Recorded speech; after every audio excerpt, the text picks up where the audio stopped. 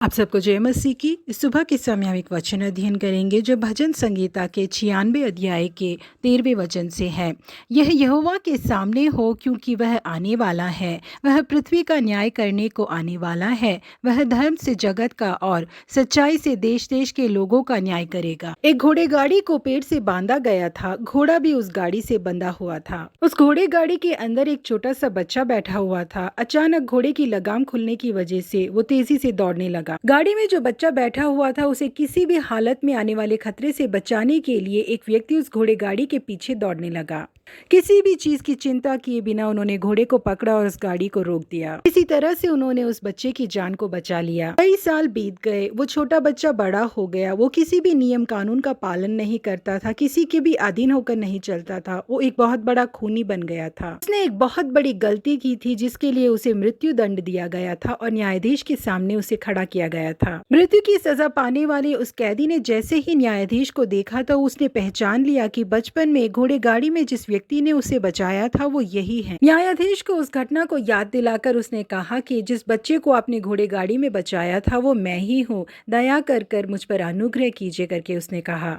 परंतु न्यायाधीश की ओर से जो जवाब उसे मिला उसने उसे बहुत हैरान कर दिया। नौजवान, उस दिन तुम्हें बचाने के लिए मैं एक उद्धारकर्ता के रूप में दौड़ कर आया था, लेकिन आज मैं न्याय करने वाला न्यायाधीश बन के बैठा हुआ हूँ। इसलिए और कोई रास्ता नहीं है, मुझे तुम्हें दंड देना ही पड़ेगा।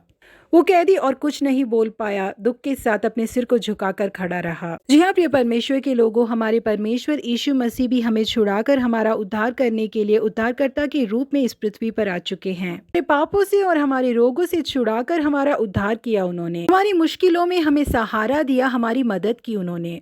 लेकिन दूसरी बार वो उद्धारकर्ता के रूप में नहीं, हमारे क्रिया के अनुसार हमारा न्याय करने के लिए न्यायाधीश के रूप में आने वाले हैं। उस समय हम उनसे दया, क्षमा या उद्धार की अपेक्षा नहीं कर सकते, क्योंकि पवित्र शास्त्र हमसे कहता है कि परमेश्वर धर्मी और दुष्ट दोनों का न्याय करेगा, क्योंकि उसके यहाँ एक एक विषय और एक एक काम का समय है।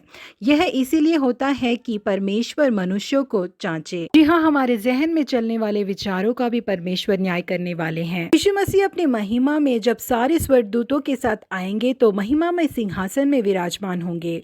उसके बाद सच्चाई और ईमानदारी के साथ लोगों का न्याय करेंगे। इसलिए उनके न्यायाधीश के रूप में इस दुनिया में आने से पहले, क्रोध में आकर हमें नष्ट करने से पहले, हम आज ही उनके पैरों को चूमें, तब वो हमें अनुग्रह प्रदान करेंगे।